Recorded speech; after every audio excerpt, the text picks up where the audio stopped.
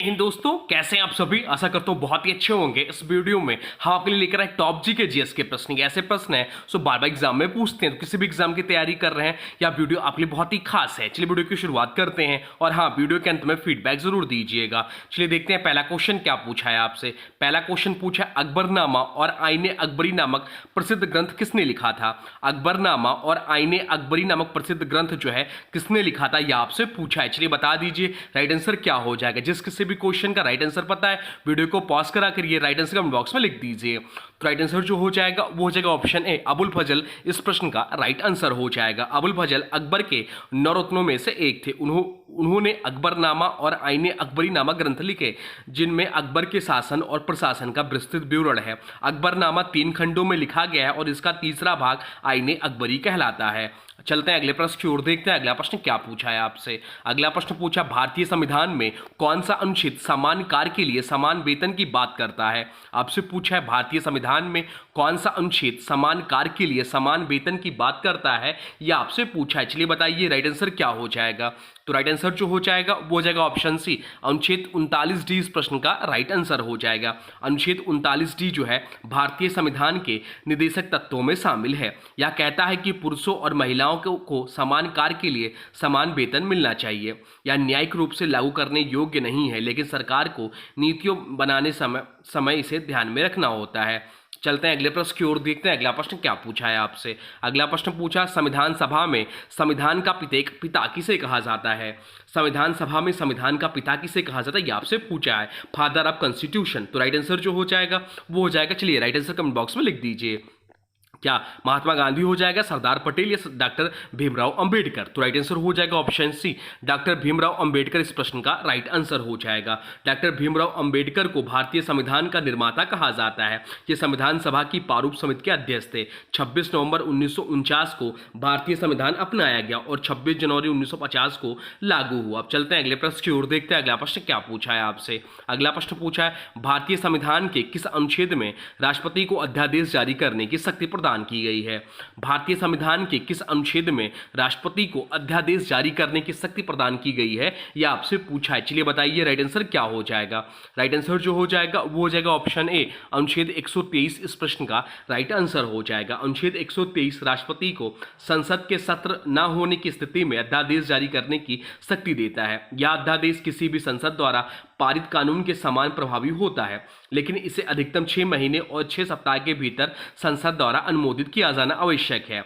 अब चलते हैं अगले प्रश्न की ओर, देखते हैं अगला प्रश्न क्या पूछा है आपसे। अगला प्रश्न पूछा है भारतीय रिजर्व बैंक का राष्ट्रीयकरण किस वर्ष हुआ था। भारतीय रिजर्व बैंक आरबीआई का राष्ट्रीयकरण किस वर्ष हुआ था, यह आपसे पूछा है। चलिए बताइए राइट आंसर क्या हो जाएगा। तो राइट आंसर जो हो जाएगा वो हो जाएगा ऑप्शन बी, 1949 में।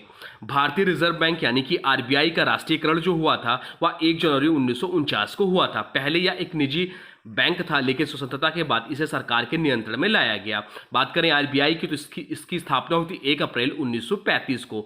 इसके जो वर्तमान में गवर्नर हैं वो संजय मल्होत्रा साहब हैं, ये 26वें नंबर के हैं, ये भी ध्यान रखिएगा। अब चलते हैं अगले प्रश्न की ओर, देखते हैं अगला प्रश्न क्या पूछा है आपसे। अगला प्रश्न पूछा किस मुगल सम्राट को जिंदा पीर के नाम से जाना जाता है। किस मुगल सम्राट को जिंदा पीर के नाम से जाना जाता है, यह आपसे पूछा है। चलिए बताइए राइट आंसर क्या हो जाएगा। तो राइट आंसर जो हो जाएगा वो हो जाएगा ऑप्शन सी, औरंगजेब। औरंगजेब इस प्रश्न का राइट आंसर हो जाएगा। मुगल सम्राट औरंगजेब को जिंदा पीर यानी कि जीवित संत कहा जाता है, क्योंकि वह इस्लामी जीवन शैली और कठोर अनुशासन का पालन करता था। उन्होंने मुगल साम्राज्य का सबसे अधिक विस्तार किया, लेकिन धार्मिक नीतियों के कारण उनका शासन विवादास्पद भी रहा है। चलते हैं अगले प्रश्न की ओर, देखते हैं अगला प्रश्न क्या पूछा है आपसे। अगला प्रश्न पूछा भारत में रेगुलेटिंग एक्ट 1773 का मुख्य उद्देश्य क्या था। भारत में रेगुलेटिंग एक्ट 1773 का मुख्य उद्देश्य क्या था, यह आपसे पूछा है। चलिए बताइए राइट आंसर क्या हो जाएगा। तो राइट आंसर जो हो जाएगा वो हो जाएगा ऑप्शन ए। ऑप्शन ए इस प्रश्न का राइट आंसर हो जाएगा। ब्रिटिश सरकार का भारत पर नियंत्रण स्थापित करना इसका मुख्य उद्देश्य था। रेगुलेटिंग एक्ट 1773 ब्रिटिश सरकार द्वारा भारत में ईस्ट इंडिया कंपनी के प्रशासन को नियंत्रित करने के लिए लाया गया था।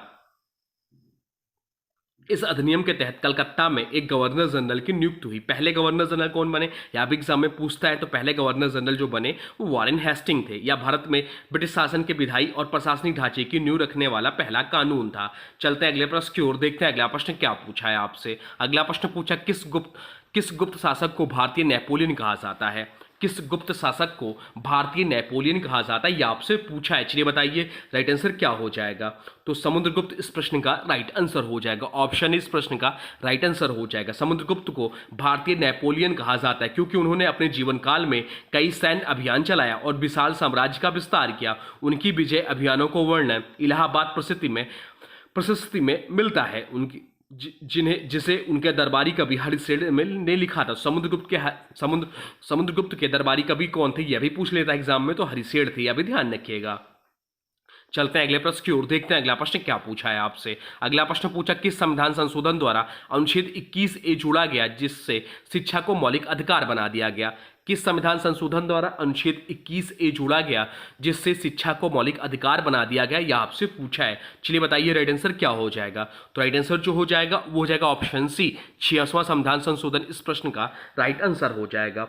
66वें संविधान संशोधन अधिनियम 2002 के तहत अनुच्छेद 21A जोड़ा गया जिससे 6 से 14 वर्ष के बच्चों के लिए शिक्षा को मौलिक अधिकार बना दिया गया। इसके तहत शिक्षा का अधिकार अधिनियम 2009 लागू किया गया। यह सभी सरकारी और गैर सरकारी स्कूलों को निःशुल्क और अनिवार्य शिक्षा देने के लिए बाध्य करता है। चलते हैं अगले प्रश्न की ओर, देखते हैं अगला प्रश्न क्या पूछा है आपसे। अगला प्रश्न पूछा भारत का पहला संचार उपग्रह कौन सा था। भारत का पहला संचार उपग्रह कौन सा था, यह आपसे पूछा है। इंपॉर्टेंट प्रश्न है। चलिए बताइए राइट आंसर क्या हो जाएगा। राइट आंसर हो जाएगा ऑप्शन है इनसैट 1A भारत का पहला संचार उपग्रह था। इनसैट 1A भारत का पहला संचार उपग्रह था जिसे 10 अप्रैल 1982 को लॉन्च किया गया था। या इनसैट यानी कि इंडियन नेशनल सैटेलाइट सिस्टम श्रृंखला का पहला उपग्रह था जिससे मौसम, टेलीविजन प्रसारण और संचार सेवाओं के लिए इस्तेमाल किया गया था। चलते हैं अगले प्रश्न की ओर, देखते हैं अगला प्रश्न क्या पूछा है आपसे।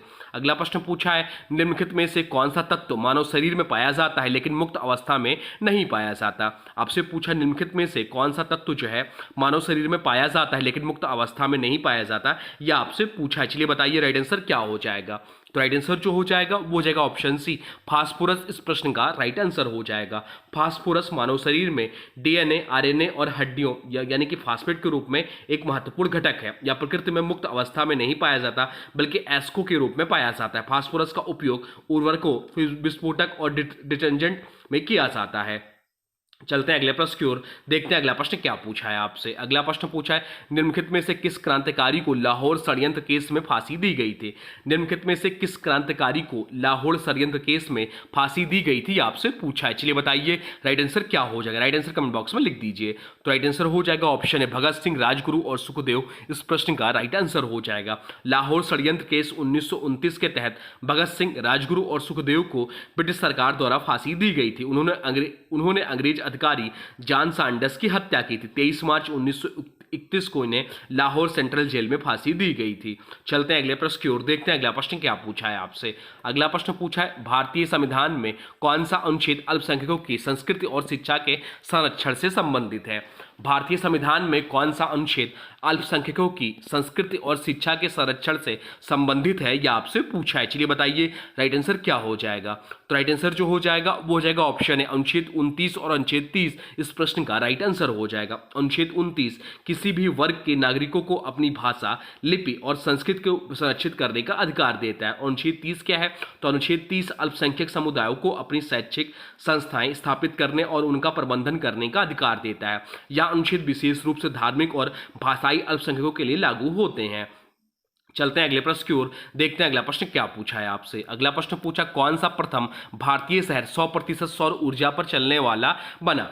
आपसे पूछा है कौन सा प्रथम भारतीय शहर 100% सौर ऊर्जा पर चलने वाला बना है, यह आपसे पूछा है। चलिए बताइए राइट आंसर क्या हो जाएगा। तो राइट आंसर जो हो जाएगा वो हो जाएगा ऑप्शन डी, दीनदयाल उपाध्याय नगर मोढेरा इस प्रश्न का राइट आंसर हो जाएगा। गुजरात के मोढेरा गांव, जिसे अब दीनदयाल उपाध्याय नगर नाम दिया गया है, भारत का पहला गांव बना जो पूरी तरह सौर ऊर्जा से संचालित होता है। या सोलर पैनल से घरों और सड़कों को रोशन किया जाता है जिससे यह 100% सौर ऊर्जा पर निर्भर है। प्रधानमंत्री नरेंद्र मोदी ने 2002 में इस परियोजना का उद्घाटन किया था। चलते हैं अगले प्रश्न की ओर, देखते हैं अगला प्रश्न क्या पूछा है आपसे। अगला प्रश्न पूछा भारत का पहला अंडर वाटर मेट्रो किस शहर में शुरू की गई थी?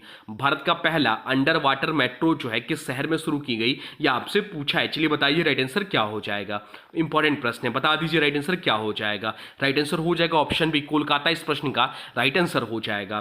भारत की पहली अंडर वाटर मेट्रो कोलकाता में हुगली नदी के बीच बनाई गई थी। यह ईस्ट वेस्ट मेट्रो कॉरिडोर का हिस्सा है। इस सुरंग की लंबाई 520 मीटर है और यह metro rail project Kolkata metro rail corporation द्वारा संचालित किया जाता है।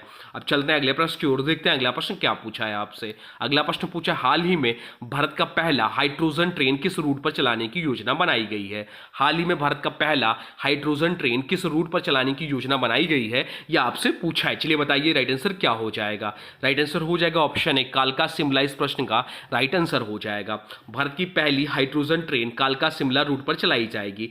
यह ट्रेन पूरी तरह से हरित ऊर्जा पर चलेगी, जिससे प्रदूषण नहीं होगा। रेलवे इसे 2024-2025 तक शुरू करने की योजना बना रहा है। चलते हैं अगले प्रश्न की ओर, देखते हैं अगला प्रश्न क्या पूछा है आपसे। अगला प्रश्न पूछा, भारत में पहली बार डिजिटल रुपया को किस वर्ष लॉन्च किया गया? भारत में पहली बार डिजिटल रुपया को किस वर्ष लॉन्च किया गया, ये आपसे पूछा है। चलिए बताइए राइट आंसर क्या हो जाएगा। राइट आंसर हो जाएगा ऑप्शन बी, 2022। इस प्रश्न का राइट आंसर हो जाएगा। भारतीय रिजर्व बैंक आरबीआई ने 2022 में डिजिटल रुपया लॉन्च किया। या ब्लॉकचेन तकनीक पर आधारित डिजिटल मुद्रा है, जो फिजिकल नोटों का एक डिजिटल विकल्प है। डिजिटल रुपया पहले थोक और खुदरा स्तर पर लॉन्च किया गया था।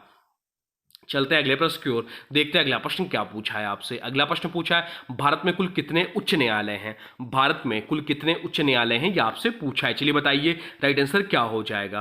तो राइट आंसर जो हो जाएगा वो हो जाएगा ऑप्शन सी। ऑप्शन सी इस प्रश्न का राइट आंसर हो जाएगा। भारत में 25 उच्च न्यायालय। पहला उच्च न्यायालय 1862 में कलकत्ता में स्थापित हुआ। सबसे नया उच्च न्यायालय आंध्र प्रदेश में स्थापित हुआ। सर्वोच्च न्यायालय भारत का सर्वोच्च न्यायिक निकाय है। वर्तमान समय तो उच्च न्यायालयों की संख्या 25 है। अगर आपसे यही पूछ लेता कि वर्तमान समय में राज्यों की संख्या कितनी है, तो वर्तमान समय में राज्यों की संख्या 28 है और केंद्र शासित प्रदेशों की संख्या 8 है। ये सब पॉइंट भी ध्यान रखिएगा। चलते हैं अगले प्रश्न की ओर, देखते हैं अगला प्रश्न क्या पूछा है आपसे। अगला प्रश्न पूछा है, संसद के दोनों सदनों की संयुक्त बैठक कौन बुलाता है, यह आपसे पूछा है। चलिए बताइए इसका राइट आंसर क्या हो जाएगा।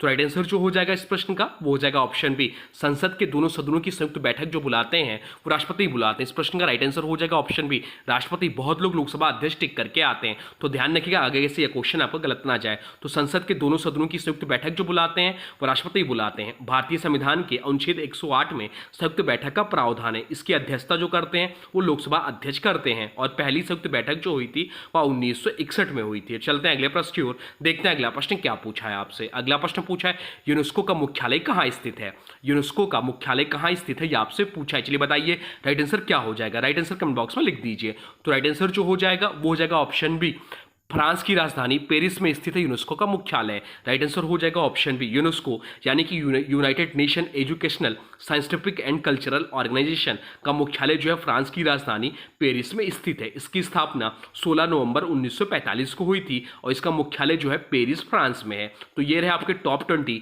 जीके जीएस के प्रश्न। अब आज के वीडियो से प्रश्न है, इसका राइट आंसर आप लोगों को कमेंट बॉक्स में बताना है। आज के वीडियो से प्रश्न है, किस संविधान संशोधन द्वारा अनुच्छेद 21A जोड़ा गया जिससे शिक्षा को मौलिक अधिकार बना दिया गया? किस संविधान संशोधन द्वारा अनुच्छेद 21 जोड़ा गया जिससे शिक्षा को मौलिक अधिकार बना दिया गया? इसका जो भी राइट आंसर होगा कमेंट बॉक्स में जरूर बताइएगा। और हाँ, कोई सुझाव हो तो अभी कमेंट बॉक्स में लिख दीजिए। और देखिए, अभी तक आपने वीडियो को लाइक नहीं किया तो प्लीज़ वीडियो को लाइक कर दीजिए और वीडियो को किसी स्टडी ग्रुप में शेयर कर दीजिए। और चैनल पर नए हैं तो चैनल को सब्सक्राइब भी कर लीजिए।